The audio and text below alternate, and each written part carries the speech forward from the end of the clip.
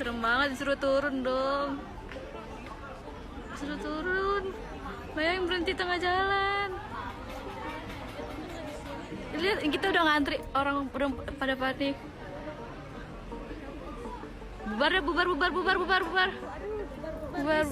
Pada bubar noh. Bubar.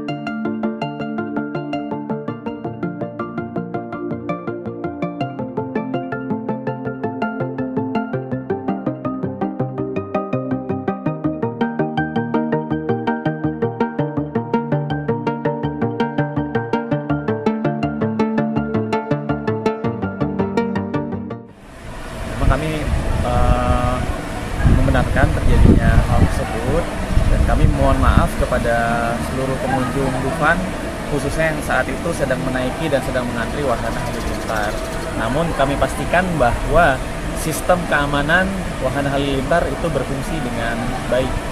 Jadi sensor saat itu mendeteksi adanya sedikit gangguan dan akibatnya mengaktifkan fungsi keamanan dan menghentikan kereta di lajur aman evakuasi.